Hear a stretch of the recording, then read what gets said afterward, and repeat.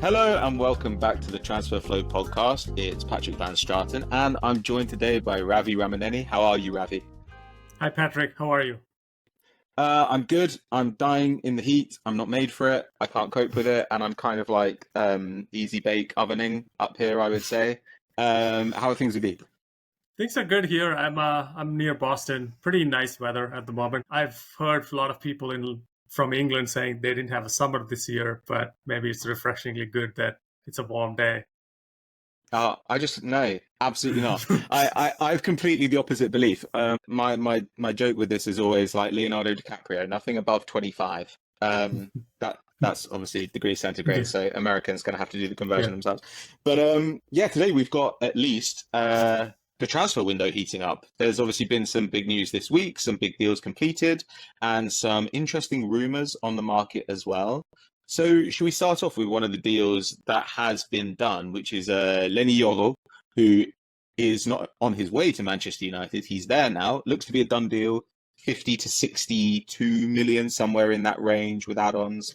It's an interesting one because obviously this guy was kind of pegged for Real Madrid for quite a long time. According to Julien Laurent, Real Madrid tapped out around 30 mil. PSG wouldn't go above 45. And so Man United have come in and with their typical, penny pinching attitude, they've paid a premium to get him. What do you think about this one, Ravi? What are your initial impressions? For me, I think we could go different ways on this. In terms of a center back at that age, I looked up, his progression. Pretty impressive rise. He's had 1,200 minutes in the French fifth tier. 2 years ago, 2.5 years ago, and then straight skip League Two, and skip a couple more levels, and then he's in League One directly. And the first season was meaning 22-23. He's had about like 15-20 starts, not less than that, probably about 10-90s, somewhere around that. And last year he's played almost a full season, and so that type of trajectory is pretty impressive, especially for a center back. And one of the blind spots in data analysis or data analytics, one of the positions that has biggest blind spots is center back, because a lot of what they do is avoid things happening. So a lot of what event data, which is what is mostly available, what it covers is what happened, or like count things that someone has done. So in general, in our line of work, it's center backs always need the biggest data sample to be more confident, just because you are depending on proxies to metrics. So then you're now on second level, third level type metric, which also means in terms of statistics, your confidence levels go down as you go into that type of metric. So we generally want more data than say an attacker or a forward to be able to have a good, reliable assessment of him. Now, there's obviously off-the-ball data that's available now, so that will bridge some of the gaps. But I think overall, it's still the position that is the hardest one in terms of we need a lot more data. So at that age, I think obviously he's shown a lot of potential to be able to play in Ligue 1, start in Ligue 1 for Lille. But I think that but I think coming from there, switching to the Premier League at 18, and it's another huge jump for him, and it will be interesting to see, because it is definitely fraught with a lot of risks. In terms of like physical development to deal with the Premier League attackers and Premier League style of play. Will he translate right away? Probably he has some mistakes to get out of him. Probably there's another season and a half of growing. I think if you look at his last 2 seasons, his data, he's shown different skills in both seasons. I think that shows that it's like those two things, like the radars or the metrics, they don't line up like, oh, he's consistently X or Y. He's done something since season 1. He's done something slightly different in season 2. So what it means is that he's still in his growth phase. So he's still going through that. There's going to be some pains. So there's going to be some mistakes. Now, the big question here is if Manchester United can afford to give him that time and absorb those mistakes. Mm-hmm. And that's where I think that if you look at and if they are spending 50 to 60 on him, that tells me that they want to play him in the first team regularly or as much as possible, which means that they probably have to live with some of the mistakes or some of the growing pains with him. That's kind of my overall. I can talk about something more specific, but I think overall that's how I see it. It's obviously high risk, and there is definitely a payout on the other side. And the last one I want to add is that with Manchester United, you can see like where Real Madrid tapped out, where PSG tapped out, and where Manchester United tapped also shows where they are in terms of level of desperation to to get that, not miss out. I see a lot of fear of missing out, FOMO going on here also, that they don't want to miss out on a huge prospect. But are they willing to kind of digest those mistakes and stuff that's going to happen in the next season and a half? Yeah, I agree. I think if I were a Manchester United fan, I would hope that this is a sign of a sort of recalibration of short-term goals. Because when they brought Ten Hag in, they said, this is a project and it's going to take a few years. And then they immediately said, Casemiro, get in central midfield. And it felt like those things did not gel together.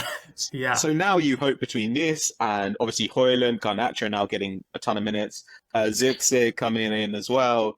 You think, and of course, Kobe Mainu. You think maybe they've kind of understood that this is going to be a longer term project, especially at centre back, because, okay, we've started seeing it more in the last couple of years. There's been, Scalvini, even last year there was Jarrell Quansah in the Premier League, but really Ligue 1 was the league where consistently very, very young centre backs were getting a ton of minutes. The idea that they would immediately port over, and not just port over to the Premier League, but to Manchester United, which is not the most forgiving atmosphere for a young player, is, I wouldn't say misguided, but very optimistic if you expect it to be immediate. I think you're right. Like, you play him now, you give him minutes, but there's going to be a cost in the short term, which will be kind of the De Gea cost. I remember when he joined as a teenager, and it was ropey for a season or two. Yeah, and also the names you reeled out, all of them are very young players too. Like, looks like they're gonna, obviously Varane has left, and I think McTominay is on his way out, or that's the rumors. So like, you see this team is getting very, very young, and you're adding a young center back to it. It's like you're really going. I think the average age or the weighted average age of Manchester United starting 11s this season will be much lower than last year. Sure. Obviously, if you are like a mid-table team, where I think that's probably a good sign that you have these young players, they will come good in a few years, and maybe you can make a big buck in the transfer market. But you are Manchester United, so you have to be really sure that these guys can get you from at least to the Champions League. I would think their minimum goal has to be to finish top 4. Yeah. I mean, I think there are so many clubs this season who, just for economic reasons, we're trying to fit 6 or 7 into 4, which has always been the case. But now with PSR, it feels even more pressing. I mean, it at least feels with Yoro like there are some hard abilities here that are definite. Like the acceleration is there. His aerial success, his win rate, I think he's already in the top 25% of centre-backs or something. Yes, it's Ligue 1, but he's also very young, so that kind of suggests he's going to be good.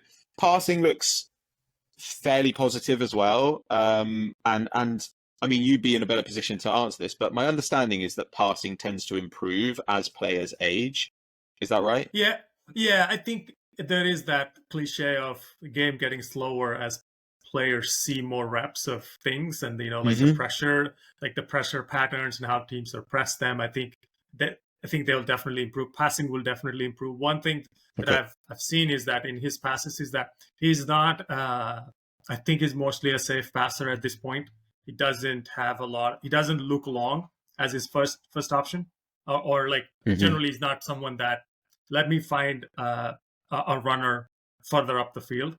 He's content just passing it to a safer target, and so that's also part of the reason why his passing numbers are very good right now. But again, he's 18, so he's gonna get better with that. He is longer when he does go long. If there is something about him where when he receives the ball, and even if there is pressure coming, there is Mhm. some level of calmness about him, like which I Mm. think at that age you don't see. Is that I watched a bunch of his, a couple of batches of his, and then some clips.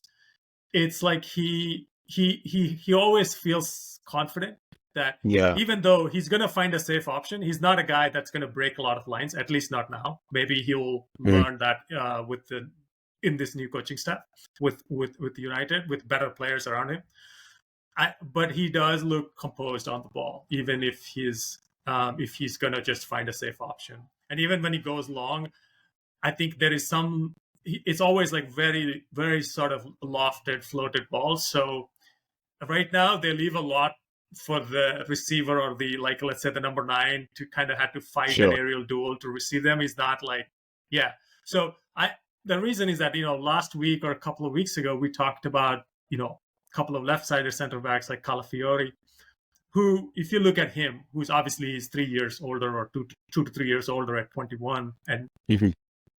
his passing is different. Like you can see, like, okay, that's a guy that he's not afraid of the ball. He can play difficult balls. He can play can receive under a lot of pressure and still break a line. And the one aspect that I'm a little worried about him is that he doesn't really have the ability, hasn't shown so far the ability to carry the ball Okay. forward. I think that's one where if you're like a top team, like a Manchester United, then you are gonna you want a center back that is able to do progress the ball different ways. Hmm. That you would want him to be like under pressure, if he can just kind of take a touch and take it forward, run with the ball, and then pass forward. Now that may Hmm. be something that could be taught, or he could be that could be cultivated.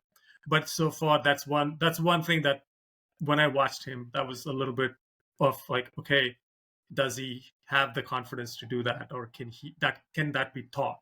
I guess that's going to be my question mark for him. That's an interesting one because when you think of, it's hard to get a sense of the kind of football that Ten Hag's wanted to play at Manchester United, but certainly a hallmark of his Ajax side in the Netherlands was that you would have centre backs really moving forward. At the Yeah. same time, that is something you see in that league, full stop.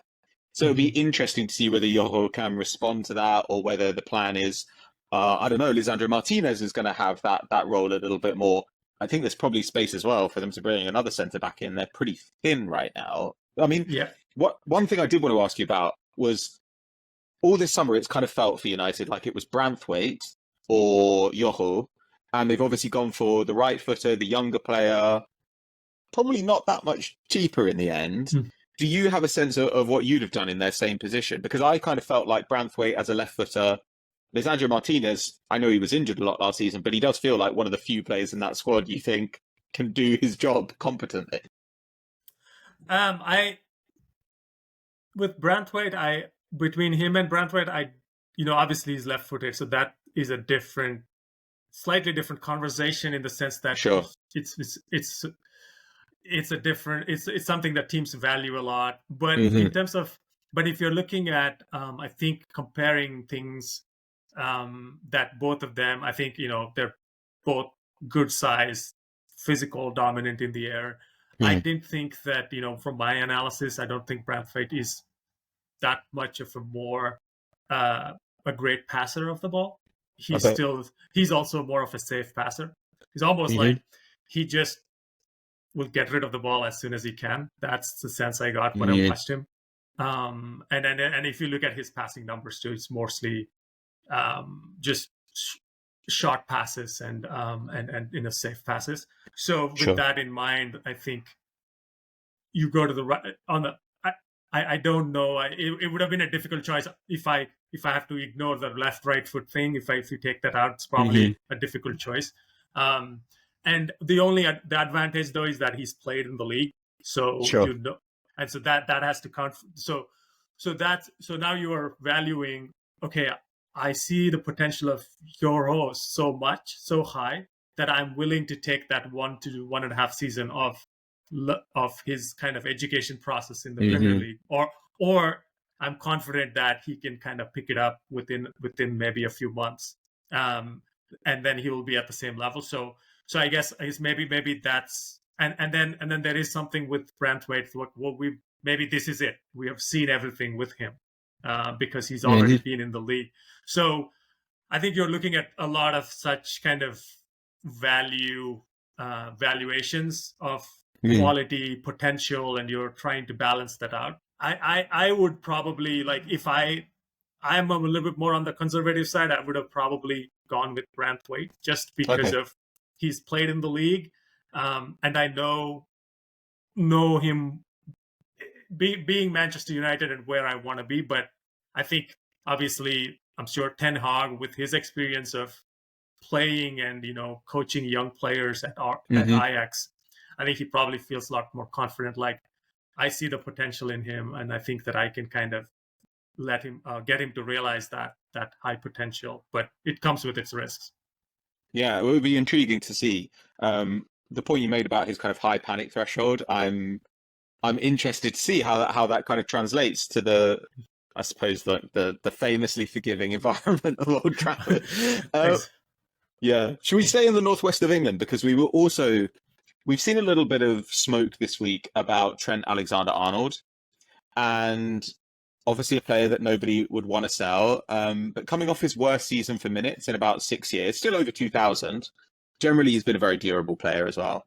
But now a year left on his deal, and Real Madrid are thinking about their next right back. Last summer, they were talking about Reece James. I think that would have made a lot of sense had it not been for injuries. And now it seems like Trent might be an interesting option for them. I suppose the question that I'm interested in here, we all know that Trent's an amazing passer. He's an unbelievable kind of creative and progressive hub for his team, just as any player, let alone a right back. But really the question here is, what number would bring Liverpool to the table? Because you've got this guy with a year left on his deal. You're trying to gauge how likely he is to sign a new contract, but he is a local boy. He has grown up with the club. He's a boyhood fan of the club. He's won everything with the club. Is there a number here that starts to get you interested if you're Liverpool? I think this is classic Real Madrid. If you see how they've done business in the last few years with, I mean, in this case, Trent is a lot younger. Just that shows how good of a player he's been. Is that if you look at how they did with, Rudiger, David Alaba, like you can see a trend where like, this player, we know him inside out. He can come in, slot into a position. And if you look at Real Madrid, like, conveniently, Carvajal is in his last year of his contract, and he's going to turn 33 at the end in January. So it's like, for them, they're looking at this probably like, well, they probably see they have a lot of leverage if Liverpool and Trent are far away in terms of next deal. If Trent is to leave, he has like, well, there's literally 5 months away from I could just negotiate a free transfer, and probably get more money that way. And Real Madrid, obviously, Carvajal had a great Euro. They won the Champions League last year. So, but still, I think they probably see him as more out than in. I don't think they will see him as a starter, even if they extend him as a Real Madrid player. But it's probably more of a rotational player. So it all setting up for them to be like, well, we like Trent, we love Trent, but we also don't need to break the bank now. And Trent probably knows that. His agent probably knows that. So I think Liverpool, it feels to me from the outside, it does look like Liverpool has, of all the three parties, probably Liverpool has the lowest leverage here. And I think Trent, as a profile, he fits really well for Real Madrid because the attacking nature of his game, and the other part of him where he tends to drift into the midfield. That's a super useful thing for Real Madrid because that will free up. Like, I think in the longer term, I see Jude retreating a little bit, maybe to play as an 8, like a Cruz type role.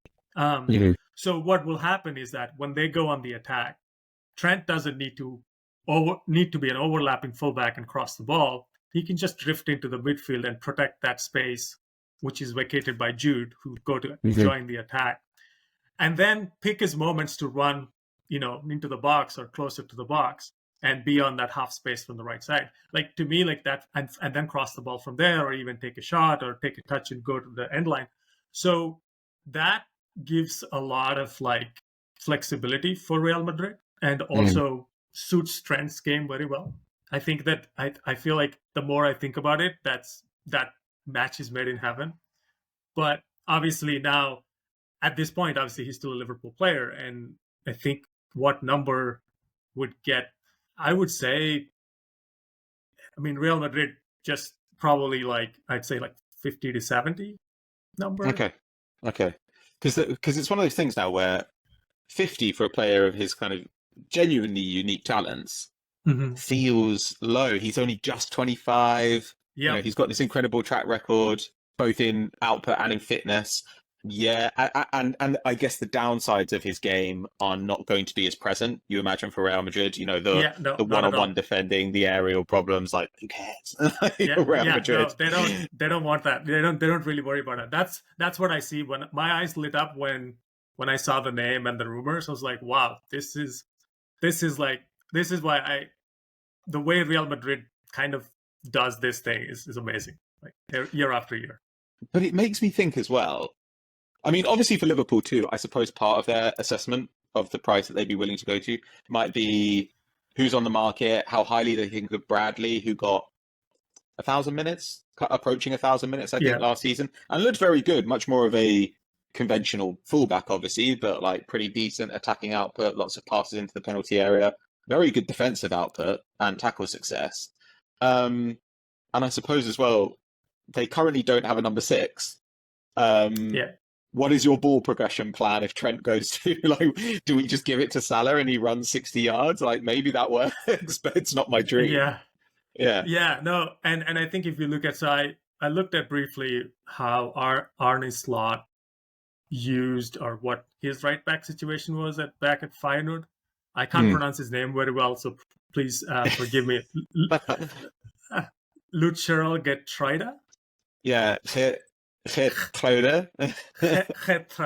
something like that. And he is very similar. I mean, I won't say, like I also haven't spent enough time to be very confident, but I think he looks a very similar profile, like more creative, attacking right back. And to me, that tells maybe that means that he would want to keep Trent. That's one way. Like if he's like to play with a fullback like that, or if you're cynical enough, you could go and say, well, maybe they want to sell him and buy the guy from Feyenoord. Yeah, they've been linked with him, I think, right? And, I think he was into double figures for assists in the league last season as well, and he's kind of a good age and he's good size as well. I think he's Is he 25? Oh, okay. He's roughly, I think he's 24. So he's like roughly the same months difference. Yeah. And I think he's over 6 foot as well. So I mean, like there's some but they definitely need backup in that position. But I suppose it might mean that instead of a backup, you get maybe a whatever it is, like not first team, but 1.5 team kind of guy. It makes me think as well, just last point on this, that when you're talking about Trent moving into midfield and Bellingham coming a bit deeper, obviously Mbappe going into the front line, they've got Endrick arriving as well. It does make me think that maybe in a year's time, there will be an interesting opportunity in picking up a central midfielder from Real Madrid, because you're going to have Bellingham, Tchouaméni, Camavinga, Valverde, all really competing for these roles. It feels like you can't quite fit them all in. Yeah, I think you'll have like 4 or 5 for 2. Yeah. Interesting. And I think that's and I think that's where like a player like Trent, who I don't think he should play in the midfield. Like I feel like he should still be the right back, but maybe during 10-20% of the match, drifting into those kind of spots and letting someone release someone like a Jude. I think that's for a team like a Champions League contender team like Real Madrid, that's a huge value. Like someone allowing them that flexibility is huge. Interesting one. Okay, right. So we're in the 50-70 mil camp. I think that's kind of fair enough for a year of a contract. Yeah. Interesting one for them. Go on, sorry. Because they could say, well, we love him, but we won the Champions League with Carvajal and we added Mbappe Yeah. to this group. So we are willing to wait another year if that's what it takes, right? That's how they will look at it. Mm. God, it's so annoying when we're talking about recruitment, like as this like strategic, Yeah, careful planning thing, and then Real Madrid say, "Well, Real Madrid, do you want yeah, to come next year?" I mean, they did it. Even they were doing this even 11 years ago. It's what they did with Toni Kroos. They said to him during a year he won the treble, "Do you yeah. want to come to Real Madrid?" Yeah, it's very annoying. Shall we move on then to Xavi Simons, because in the transfer flow Slack, it feels to me like you've wanted to talk about him for a while, and I do think he's one of the most exciting players on the market this summer. Oh yeah, well, he's excellent attacking player. Like you Mm, watch him, even like not just clips. You watch a match here and there, like with the Netherlands as well as with Red Bull. He's yeah. so good, and lot of good qualities in terms of. I mean, he's a very well-rounded player for a 21-year-old in terms Mhm. of attacker coming from the left side, or you can play centrally. Really good long distance or middle distance shot, and Yeah. just a good player. And he's also very good at um, dropping back and defend, or like help defend Mm, or win the ball back. Not just counter pressing high up the field, but also somebody that will track back. Now, you could say he's 21, maybe he's doing it now. When he's 24, maybe he won't. But mm, that's when he's more established. But I think that those are really, like, I think there's a lot to like about him, to build it, someone that you can build a team around. Um, as or make him one of the pillars of your attack if you are like a Champions League team, that pair him with a couple of other really good talented players, and you have an attacking line of front line for years to come. mm. Do you have a bead on where you would want to play him though if you sign it? Because it's one of those things where these players who can play left, can play right, can play a little bit deeper, that's baked into their value, right? We kind of say, oh, Mm-hmm. okay, well, he'd have multiple uses for your team. But on the other hand, he's 20. You want him to develop to, the fullest extent of his ability. And it does feel like some kind of consistency, at least in partnerships. I know that the right back does this when I'm playing on the right. I know that this right-sided central midfielder moves in that way. Do you Yes, do you get a sense of where you think he would be best off kind of committing his game to in the long term? I think he is. So if you look at how generally how this works, is like how I look at it, is that Hmm. is he technically good enough and creative enough that I would want my best players to play as centrally as possible. Hmm. Like the most talented players, I want him, because the more central player is, he has more opportunities to be on the ball. So Sure. there's more opportunity for good things to happen. That's how I look at it. Hmm. So I think he's definitely very, very good technically to play centrally. But I think he's shown that he likes to come inside from the left. Hmm. So basically, it's classic right-footed player playing on the left side, very technical, very good. So I think that like, if I think he's rumored, but I think it's with Bayern is the team that's been Yeah. linked to him more strongly, right? So one of the things with Bayern is they have Jamal Musiala also, who, when I look at them both, they right now for their respective teams, they tend to occupy the same spaces, or they Hmm. tend to operate in similar zones. But I do think both of them are good enough to play either centrally or left side. Yeah. So I think that I would want him to spend as much time centrally as possible. Um, Yeah. Assuming that he is the number one best player in the team. Now, if he moves to a Bayern where there is Jamal Musiala, who's similar age, um, but probably better because he's done it at a higher level team, or probably same level. You could say that you could compare them. You could put him in the same kind of group.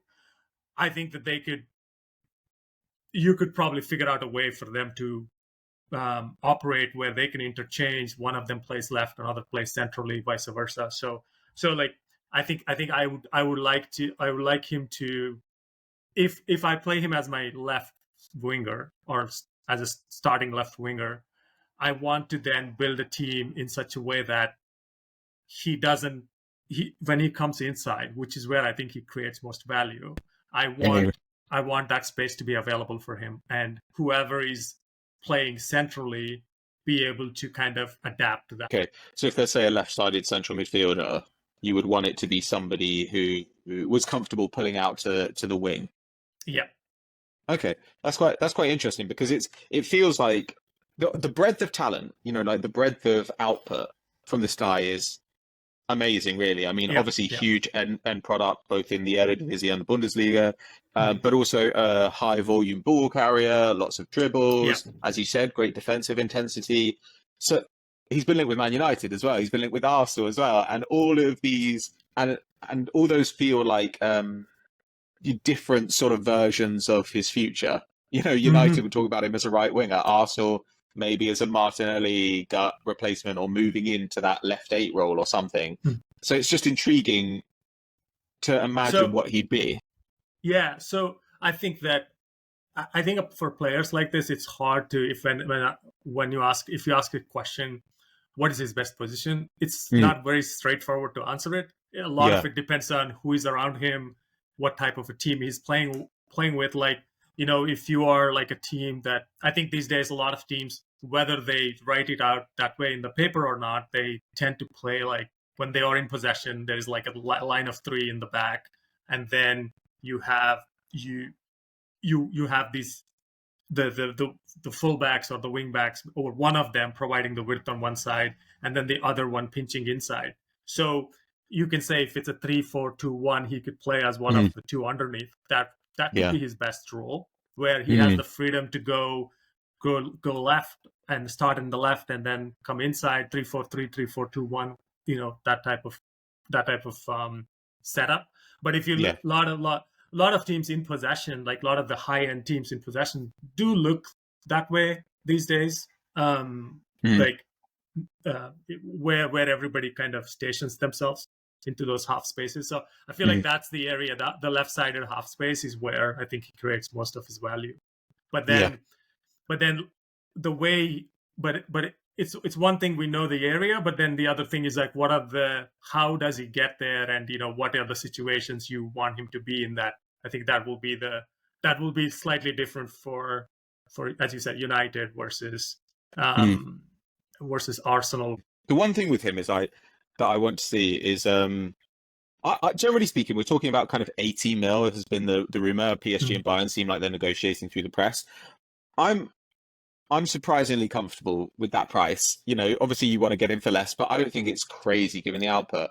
I suppose one thing you could say though is he's playing in the Eredivisie, which is not the most defensively sound league.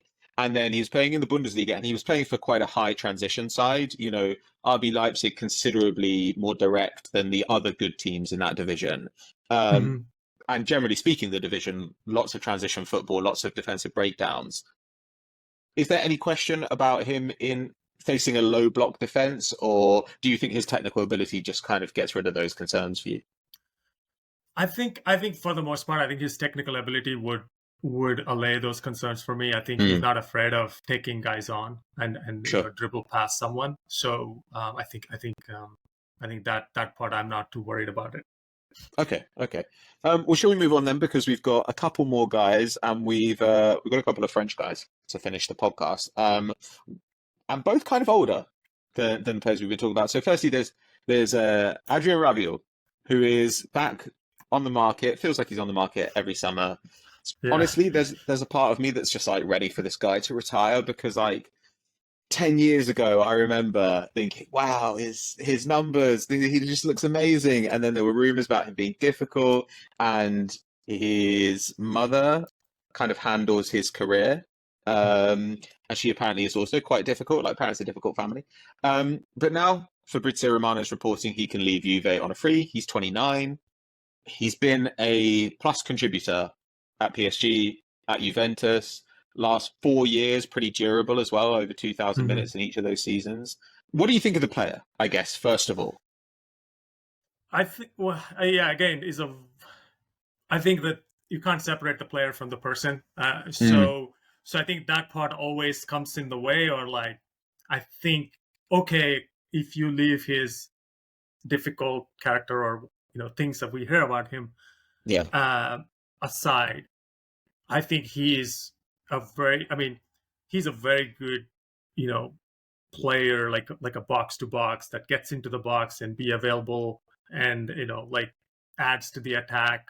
And generally, with his experience playing for a Champions League club pretty much all through his career, Mm. I think he can be really helpful for a team full of young players. Like someone that has been there, done that. Now again, the personality side comes. Well, why do we bring this guy into so beyond that, I think the only thing that I've seen with him a little different is, like, I think his defensive prowess is sort of on the decline. Yeah. Um, so that's something that I've noticed looking at his numbers. So you are bringing him to play, like, so you do have to be cognizant of that, and maybe you bring him in as like a rotation, not as somebody that's number 16 on the bench, but maybe number 12 or 13 on the bench, like in terms of the team order.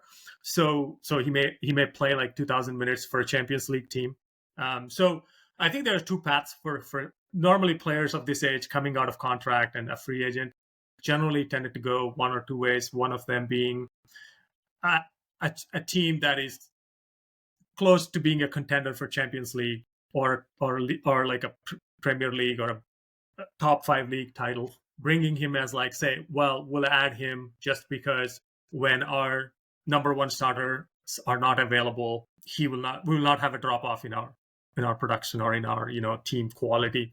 You bring him in that way, just adding, like, okay, add one more experienced piece, and then this is gonna this will help us get closer to the goals. The other one is the one I mentioned earlier, where there's it's a young team. You want to bring in somebody that has been there, done that in the Champions League level for many years.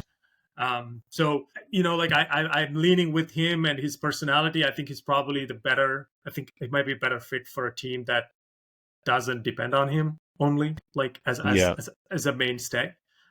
So yeah, I think I know that I was looking at, like, what I do is whenever something like this comes up, like, just look at the midfields of the top 5-6 teams in the Premier League and see because he's coming, who might need him, or where he might make sense. Obviously, there's other teams too, like other top teams, but I think he'll probably be on a high wage, so there's probably like 10, 12 teams that can afford him. I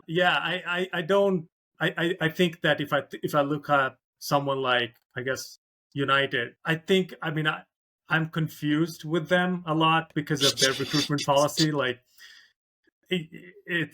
so I guess you could, and that's why it's hard to evaluate players moving to that team now, is that, in isolation, that player has certain positive qualities, but you look at the characters or the other players in that squad right now and saying that I just don't see like something that's like, oh, I see the plan here.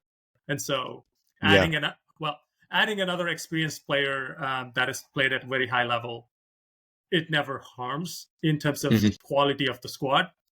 But beyond that, I can't see, like, okay, this guy will come and fill this role. I can pinpoint. I think that's what with United. I mean, Arsenal is another interesting one, maybe like the Jorginho type role. What do you think about that? Well, I think it kind of makes sense to have, the personality thing. If those are questions, then that will never happen, right? Because Arteta is completely unyielding on this. But you could imagine him in that kind of left 8 position that Arsenal have been talking about. Rice obviously was there a bit last season, but I love Declan Rice. I don't really like him that much in that 8 role. And I think in the Champions League, some of his like close quarters technical ability is not where you would want it to be for a guy in that position. But Ted's been kind of pushing Fabio Ruiz as an Arsenal signing. And you look at Rabiot and you think this is kind of the cheap version of that at this point, right? The declining physicality is a question mark, because if we were talking about him 2 years ago, when he was kind of a monster ball winner at one stage. And his dribbling as well was really good. And now dribbling's not there. Bit more attacking output, I guess. So maybe it's a role thing. Yeah, he makes the late.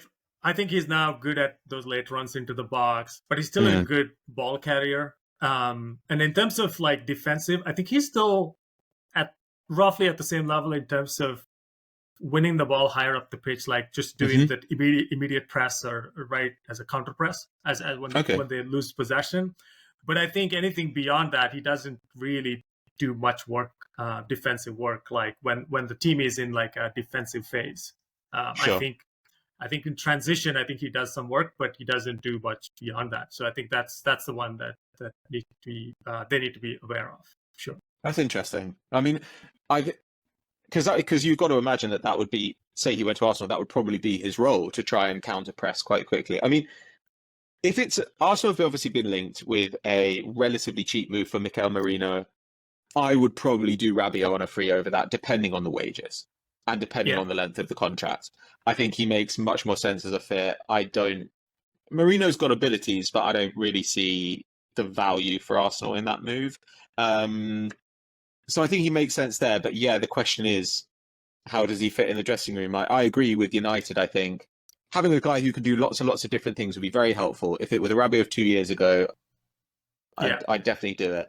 But now, I'm not sure about it. Like maybe a Bayern or something could make sense if Bayern just want to add a load of competent guys to their midfield, because apparently their last few managers have not trusted their midfielders at all.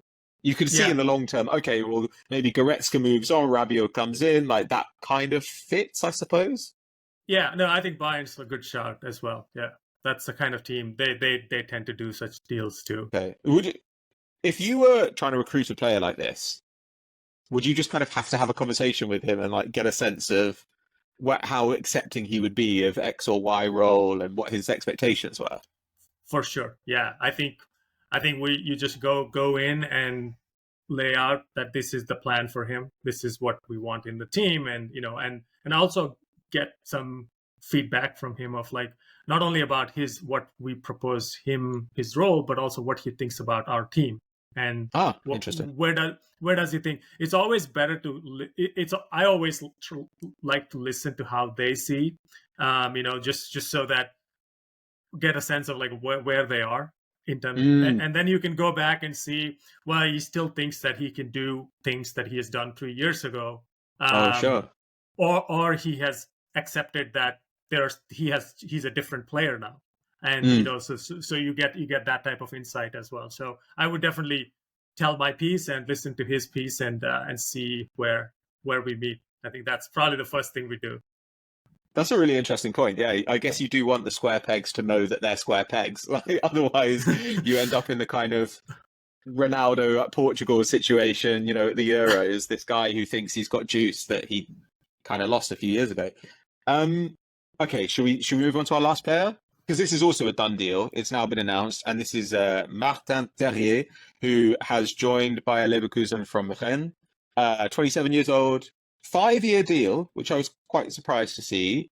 Reported 22 million euro fee, also quite surprised to see, because they're keeping Boniface to, as far as we can tell. So this is a backup centre forward for a team that already has Schick on the books. It has Flojek on the books. Last year they brought in Borja Iglesias on a loan, but he presumably has gone back. It's quite a lot of money for a backup, I guess. Yeah, he's also one of the things that struck me with him is that he tends to operate from deeper areas a lot as well, like, which I think maybe, and so like he's flexible tactically. That what it tells me is that he can play multiple roles in the team, not just as a backup forward, and he's really good at playing the 9 and kind of receiving the ball, and then he's really good. He's a good finisher with both feet. That and even also with his head, he's good in the air. So there is a lot of. I think he's a well-rounded player that can play multiple positions. Now, he's coming off an ACL last year, and so, and I've in my experience, I've had players had ACLs and in our team, and it takes them at least like a half a season to really get back everything, like in terms of, And a lot of times, the other thing with the ACL is that it's not the like, oh my God, he got an ACL thing like maybe 5-10 years ago. Like it's not like that anymore. Like ACL actually the that's one of the like surgeries that I think doctors have really mastered. And surgeon, so the full recovery is almost guaranteed in like most cases, as long as the rehab goes well. And then the other part is also that what happens is that with a lot of the ACL, players tend to come back stronger after an ACL, because what happens is, because when you have an ACL, you can't use that foot, so players tend to kind of do other deficiencies they have in their body to fix them while they are rehabbing for that. So you end up maybe coming back with, if your shooting foot or if your strong foot is the ACL, then you end up having to work a lot with your weak foot. And when you come back, you are better with your weak foot also. So there are some side kind of benefits with, obviously this is when rehab goes well and players take that seriously and all that. So I'm not as much worried about it. I think he's gone through 6 months now. We don't have obviously access to any of his physical data. Don't know how he's recovered in terms of his accelerations and top speeds and all that. But looking at him, I think he could even play. He could even play as a wing back that could go very high and join the attack and be like a second, coming late into the box as a second forward. So I feel like they're looking at him, and Bayer Leverkusen has played a lot of 3-4-2-1 type setups last season. I think he can fit in like multiple roles in a kind of a fluid formation like that. So I see this more as a play where, yes, he's probably backup for multiple for the 9, but it's probably also backup or a second choice for a couple of other positions in the attack. Okay, so that kind of defrays the cost then by like spreading it across a few positions. I mean, he also, it's not hard when you look at him to see what you would like in him. That's interesting what you said about the ACL injury, because then he had 10 goal involvements. I think he had about 0.5 expected goals and expected assists per 90 minutes last season in about in about 1,500 minutes. So perhaps that slightly underrates him, because certainly before that injury he was flying. Yes. Yeah, and also perhaps as well him playing and he's really good. So the things that I've seen, obviously, again, like this ACL return first season, I think he hasn't played enough. I think they're probably easing him back slowly. And also, if you look at Bayer Leverkusen, they've gone season undefeated. So it's hard for someone to coming back from ACL and break into the starting lineup of a team like that. So there is a little bit of that too. So some of the things, like, he's really good at receiving between the lines. And that's a skill that, if you compare last 2 seasons, he hasn't changed much in that. He's pretty much there. Is at the same level. And then he's also like good at like off the ball movement, like creating space for others. And those are kind of more your cerebral type skills of how you see the game, how you read the game. I think that's a big plus for him. And if, as I said, like, like a 3-4-3 or a 3-4-2-1, like that, the 2 guys behind the number 9, their role is literally just occupy, just be really good in between the 2 lines of defense and then find space there. So I think he checks a lot of boxes for that team. Obviously there is slight risk at he's 27 and has he recovered all his physical kind of physical top end metrics, like top speed, top accelerations, with respect to the ACL? I would think that they have done enough research to decide to pay 20 million for him at that price. And I agree. Like, I mean, the thing that pops for me is passing numbers. I mean, his pass completion is about 80%, which is kind of crazy for a forward, or for a guy who's played centre forward a bit. And he's very rarely dispossessed. He works pretty hard defensively. I mean, especially that pass completion and the dispossession, because you you look at the way that Xavi Alonso wants to play football, and you think, yeah, okay, I completely see how Xavi Alonso watches this guy and thinks, yeah, this is what I need from my forwards. Please never lose the ball and find a teammate consistently. Yeah. I think it also feels like in that attack, kind of everyone eats. Like even Iglesias like had good underlying numbers in very limited minutes. Flozek very limited minutes, but Schick, like everybody in the attack, Teller put up. A load of these guys were putting up 0.7. Expected goals and assists per 90, which is bananas for your backup players to do.